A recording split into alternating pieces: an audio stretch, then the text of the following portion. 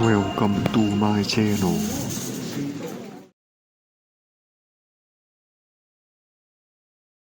I've been pretending to be blind for 6 months. My wife doesn't know I can see. Neither does her family. They all think the accident left me in complete darkness. But I can see everything. My name's Alan. I'm a software engineer. The semi hit my car in March. I woke up in the hospital 3 days later. Wife Rachel next to my bed. Doctors unwrapping the bandages from my eyes. When they tested my vision, everything was sharp. Clear. Perfect. But I told them I couldn't see. Don't know why. Instinct maybe. It's all black, I said. Rachel started crying. The doctor said head trauma can do that. Might come back. Might not. I kept up the act. Came home helpless. Let Rachel guide me room to room. Her parents moved in. My brother Kevin showed up every day to help. Everyone tiptoeing around the blind man. Being so careful with their words. But not careful with anything else. See, when people think you can't see them, they get comfortable. Careless. They forget you're still there. For 6 months I've been watching. Listening. Learning things I was never meant to know. Small things at first. Whispers. Glances. Doors closing quietly. Then last Tuesday night I saw something in our bedroom. Something that made my blood run cold. And I realized why my gut told me to stay silent. Now I know exactly what to do. Met Rachel 7 years ago at a coffee shop in Seattle. She was a graphic designer. I was coding apps for startups. We clicked immediately. Married 2 years later. Small wedding. Her family loved me. My brother Kevin was my best man. Kevin and I grew up close. Only 2 years apart. He got me my first job. Helped me move into this house.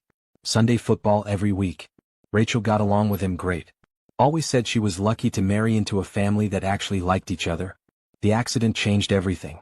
Or maybe it just revealed what was already there.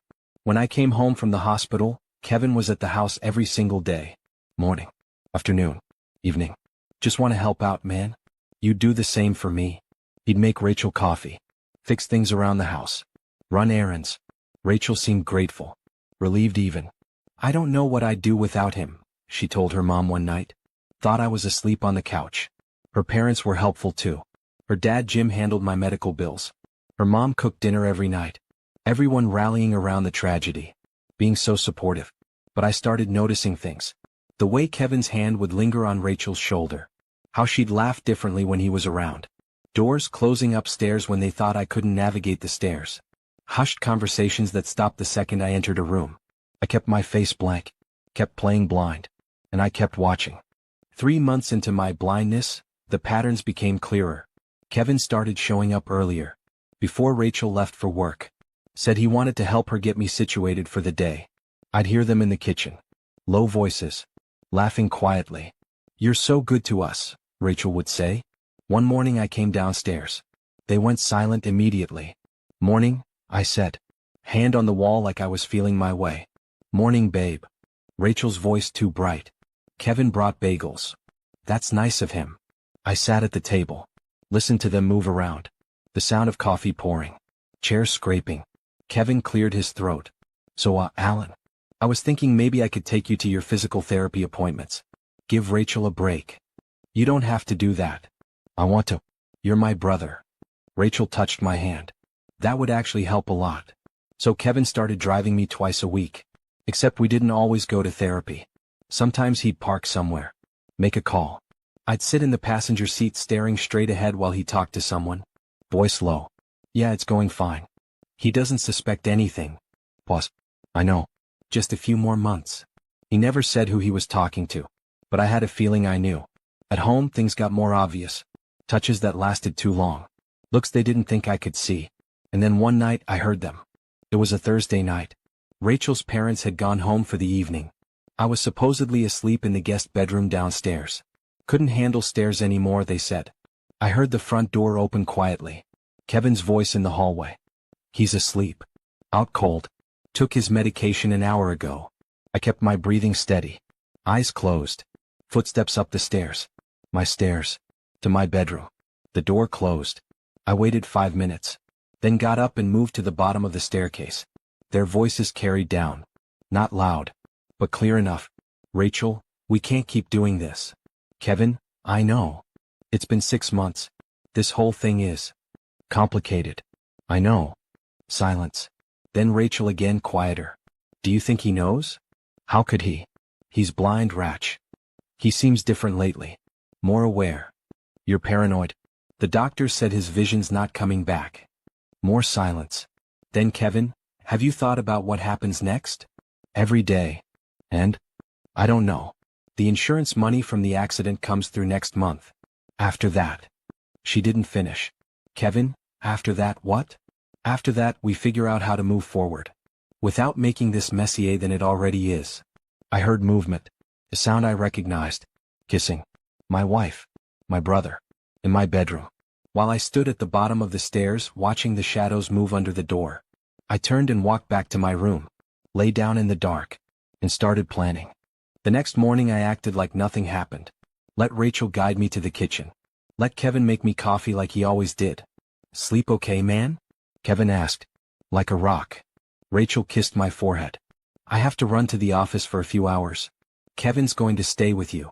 You don't have to do that, I said to him. I want to. She left.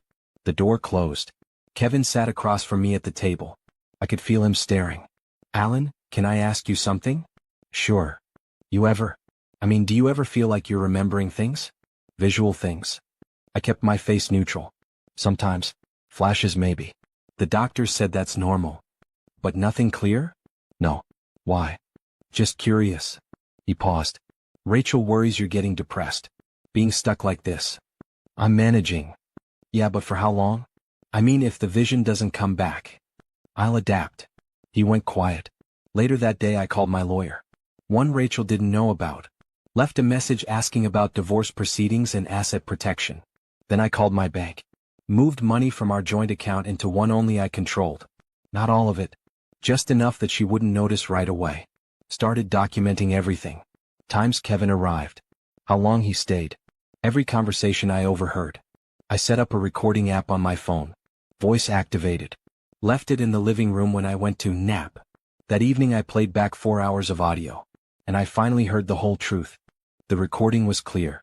Rachel and Kevin in the living room. Thinking I was asleep upstairs. Rachel, we need to talk about timing. Kevin, I know. The insurance settlement comes through in 3 weeks. $480,000. And then I file for divorce. We agreed on this. Kevin, I know we did. But maybe we should wait longer. Make sure he's really stable first. Stable? Kevin, he's been blind for 6 months. He's not getting better. The doctor said so. I just don't want him to suspect. He won't. He trusts you. He trusts both of us. Silence. Kevin, do you feel bad? At all? Long pause. Rachel, I feel bad about the accident. But not about us. This was coming anyway. The accident just accelerated things. You never loved him? I did. What? But you and I, this feels right. It always has. Even though he's my brother? Especially because he's your brother. You're everything he isn't. I listened to that 3 times. Sat there in the dark with my phone in my hand. Everything he isn't. The next morning I told Rachel I wanted to try walking outside. Really? Are you sure? I need to feel normal again. Even if I can't see. She seemed excited. That's great, babe. Kevin can go with you. Actually, I want to go alone. With my cane. Start building independence. She hesitated. I don't know. Please, Rachel. I need this. She finally agreed. I walked 3 blocks to a print shop. And made copies of everything. 2 days before the insurance settlement was scheduled to arrive, I made my move. Called Rachel into the living room. Kevin was there too. Said I needed to talk to both of them. What's going on? Rachel sat next to me. Concerned voice. I kept my eyes unfocused. Staring at nothing. I've been thinking a lot. About my future. About us. Okay. I want you to have the insurance money, Rachel. All of it. She went still. What? No. That's for both of us. For your medical care. I don't need it. What I need is for you to be happy. Kevin shifted in his chair. Alan, man, you don't have to. I do. I turned my head toward where I knew Rachel was sitting. I know this has been hard on you. Taking care of me. Putting your life on hold. I don't mind. I do. So I talked to my lawyer. I'm signing the money over to you. And I want a divorce. Silence. Rachel's voice cracked. You want a divorce? It's not fair to you. Being stuck with a blind man. You deserve better. Alan, no. I love you. I don't want your money. I've already decided. I stood up, reached for my cane. The papers will be ready Monday. You can have everything. The house. The money. All of it. Kevin, this is crazy. You're not thinking straight. I'm thinking perfectly clear. I walked to the door. Turned back. Oh, and one more thing. I looked directly at them. Made eye contact for the first time in 6 months. I can see.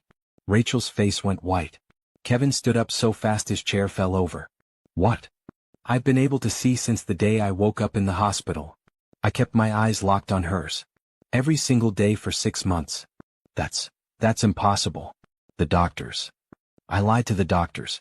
I lied to everyone. I pulled my phone out. And I've been recording everything. Kevin took a step forward. Alan, listen. Sit down. Something in my voice stopped him. I played the recording. Their voices filled the room. The insurance money. The divorce plans. Everything he isn't. Rachel started crying. Please. Let me explain. Explain what? That you've been sleeping with my brother while playing the devoted wife. It's not like that. I have 6 months of recordings. Text messages you thought you deleted. Bank records showing money you moved. Photos you sent each other. I handed her an envelope. That's the real divorce filing. You get nothing. Adultery forfeits your claim to marital assets in this state. Kevin's face went red. You can't. I already did. My lawyer filed this morning. And I sent copies of everything to your employer, Rachel. And to Mom and Dad. She looked destroyed. Why? Because you thought I was helpless. Broken. Someone you could discard. I walked to the door. My bags were already packed in the car. I'm not blind, Rachel. I never was. But you are.